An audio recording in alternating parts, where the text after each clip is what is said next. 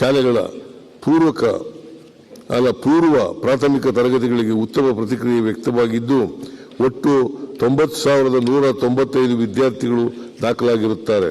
ಈ ಯೋಜನೆಯನ್ನು 70 ಕೋಟಿ ರು ವೆಚ್ಚದಲ್ಲಿ ಒಟ್ಟಾರೆ 5,000 ಶಾಲೆಗಳಿಗೆ ವಿಸ್ತರಿಸಲಾಗುವುದು. ಕಲಿಕಾ ಚಿಲುಮೆ ಕಾರ್ಯಕ್ರಮದಡಿ 1ರಿಂದ 5ನೇ ತರಗತಿಯವರೆಗಿನ ವಿದ್ಯಾರ್ಥಿಗಳಿಗೆ ಸಂತಸದಾಯಕ ಕಲಿಕಾ ಅನುಭವ ಒದಗಿಸಲಾಗುವುದು.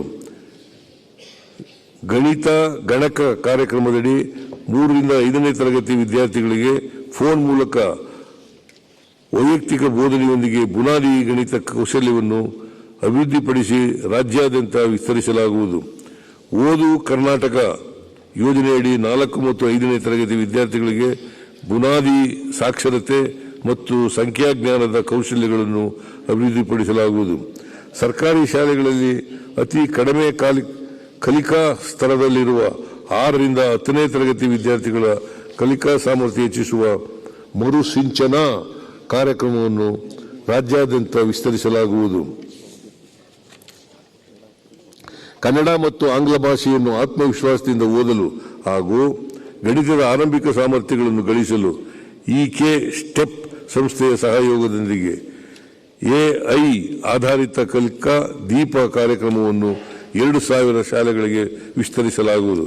ಜ್ಞಾನ ಸೇತು ಕಾರ್ಯಕ್ರಮದಡಿ ಸರ್ಕಾರಿ ಶಾಲೆಗಳಲ್ಲಿ ವಿಜ್ಞಾನ ಮತ್ತು ಗಣಿತ ವಿಷಯಗಳ ಬೋಧನಾ ವಿಧಾನದಲ್ಲಿ ನಾವೀನ್ಯತೆ ಅಳವಡಿಸಿ ಖಾನ್ ಅಕಾಡೆಮಿ ಸಹಯೋಗದಲ್ಲಿ ಯೋಜನೆ ರೂಪಿಸಲಾಗುವುದು. ರಾಜ್ಯದ 5,000 ಸರ್ಕಾರಿ ಶಾಲೆಗಳ 20 ಲಕ್ಷ ವಿದ್ಯಾರ್ಥಿಗಳು ಹಾಗೂ 15,000 ಶಿಕ್ಷಕರು ಈ ಯೋಜನೆಯ ಪ್ರಯೋಜನ ಪಡೆಯಲಿದ್ದಾರೆ.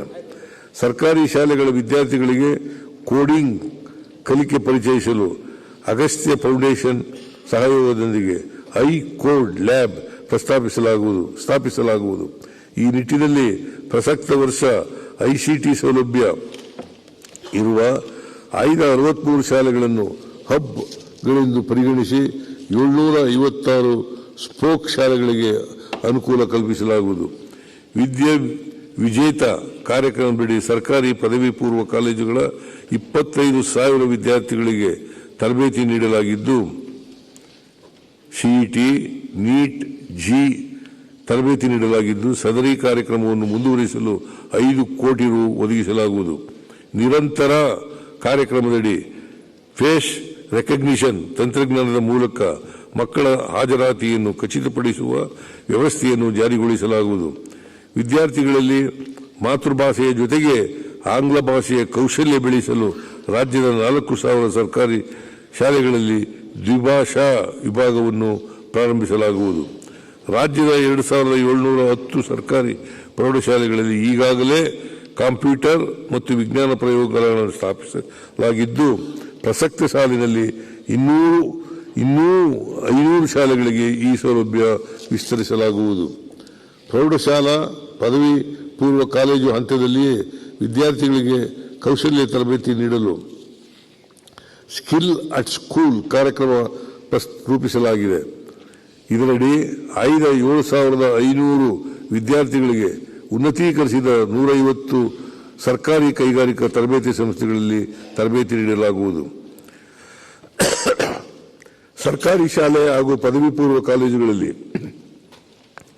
ಹೆಚ್ಚುವರಿ ಕೊಠಡಿ, ಶೌಚಾಲಯಗಳ ನಿರ್ಮಾಣ ಮತ್ತು ದುರಸ್ತಿ ಕಾರ್ಯಗಳಿಗೆ 725 ಕೋಟಿ ರು